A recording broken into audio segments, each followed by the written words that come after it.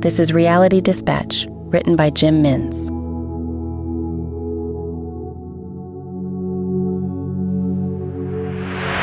For all his notoriety, his philandering, his awards, his gravitas.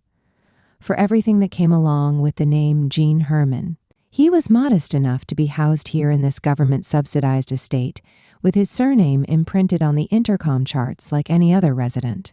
Roger was amazed that someone with such history, such status was positioned amongst the mere mortals, living out his days in relative obscurity. He pressed the bell that sat parallel to the Herman surname. "Hello?" came the voice of an elderly man. "Mr. Herman, it's Roger Dayton from Live Magazine. We spoke via letter about me coming to interview you. Do you remember?" "Barely." The buzzer sounded for the door to unlatch, and Roger gave a hefty push to gain entry. He followed the stars to apartment 4 band, knocked and waited. It was a good wait. At least 2 minutes before Gene Herman either bothered to let him in or had made it to the door from his walk wherever the intercom was positioned. As the door swung open, he did not apologize for the delay. "You the one who wants to talk to me?" he said through a gap with the chains still latched. "Yes, that's right, Mr. Herman. I'm Roger Dayton from Live Magazine," he reminded. "What do you want to talk about?" Herman asked. "Well, sir, you're Gene Herman. You were Hercules and Zeus and later Dracula and, well, sir, you're a Hollywood legend in the flesh. The first actor to win back-to-back Oscars for Best Actor and Best Supporting Actor in the same year for the same performance. I also won the year after," Herman said. "That's right, I wasn't done, Mr. Herman. You also won the Best Supporting Actor a year later. I mean, your legacy is unparalleled." "I should have won Best Actor instead," Herman said, as he closed the door to unlatch the chain and reopened it for Roger. Herman walked into the apartment towards the living room area. It was simple and bare. It looked like the pad of a man who lived alone and craved nothing but the wireless to listen to the horse races. Roger had gathered he had an issue due to the large volume of betting slips that littered the floor. Smoke from a cigarette wafted out of an ashtray next to an armchair. Gene walked over and sat down, taking the butt from the lit smoke and drawing it to his lips for another puff. He looked over his guest as he did and gestured for Roger to enter the apartment properly and sit down. Roger walked inside as instructed and removed an 8-track recorder with an attached microphone from his bag. He laid it down on the coffee table opposite Herman and beside another ashtray overpopulated with snubbed-out butts. He removed his Pentax camera and snapped a picture of Herman just as he had pulled his smoke away. Herman was caught unaware of his actions but didn't hear the click. Roger took this as a sign to place the camera carefully back into his bag without a further mention of the image he had secured without the subject's knowledge or consent. He then proceeded to click buttons to get the tape rolling and tested the levels by speaking into the microphone. "Check, check, 1, 2, he said as he read the meter. He then looked over to Herman, who was now paying attention. "Do you mind if I record our discussion?" Herman was lighting another smoke as he answered. "Be my guest," he said. Roger began speaking into the mic formally.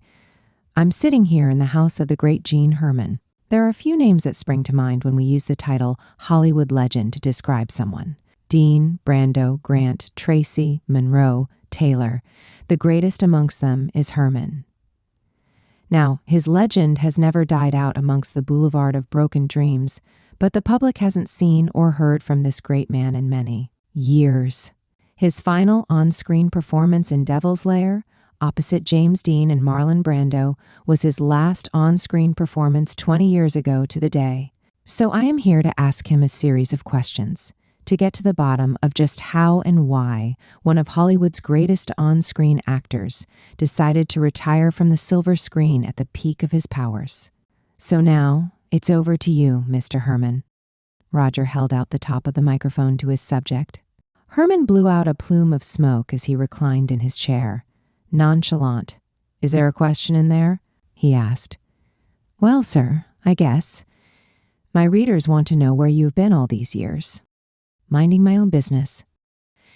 Roger continued to hold out the microphone, hoping it would act as an impetus to get the man to open up. It did not. "But, I guess, why did you quit?" Herman took a particularly long drag on his smoke, incinerating the cigarette down to its butt, and stubbed it out as he exhaled in the direction of the microphone. I had enough. But you were. Are, legend. All the more reason to quit. Why mess with my legacy? Herman said as he lit another smoke. Herman loosened the tie on his three-piece suit. Roger had just noticed his attire. His tone became informal. Mr. Herman, sir, if you didn't wish to talk to me today, why the suit? Why go to the effort of dressing up for it? Herman looked down at his outfit. This ain't for you. It's Sunday. I go to church on Sunday. Look, Mr. Herman, Roger said impatiently. I'll be honest with you. I hated you in every role you ever starred in. I always thought you were overrated. I was always a Brando fan, and I put up with you when you shared the screen with him. But in all honesty, sitting here listening to your bitter, old asshat attitude has reminded me how better off movies have become since you stopped acting in them. He shoved the microphone in his direction again for comment. Herman chuckled. You're good, kid. Real good. All right, I'll bite. I quit acting because I hated it too. I only did it because I was good at it. People kept hiring me. It was an easy way to make a buck. I then realized after constantly winning awards and making bank and getting anything I wanted whenever I wanted, I got bored. Then my son was born. I had a son running around the United States, following a mother I barely remember. He kept wanting to spend time with me, so I try to make time for him, and it all falls apart because I gotta make a Western in Spain in the fall. So he calls again. This time he's 11, and he wants to live with me for a bit. I say sure, but I'm never around because we're making For Whom the Bell Tolls in Tuscany. I never see the kid. So he turns 18, and he enlists in NAM, not drafted, enlists. He dies in combat within 3 days of his deployment. I never met the kid. Barely. I said to myself, fuck this. Fuck it all. I never knew this kid, and now I'll never know him. I don't even know myself. All I do is play other people on screen and off. I don't know who I am. I don't want to know who I am either, but I know I don't want to play no one else no more. So I walk away. He lights another smoke. What about your awards, your accomplishments? Roger asks after a beat of silence while Herman gathers his breath.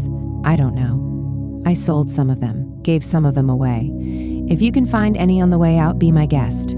He doesn't even look at Roger anymore as he sits in his armchair. Can I ask you one more question? No.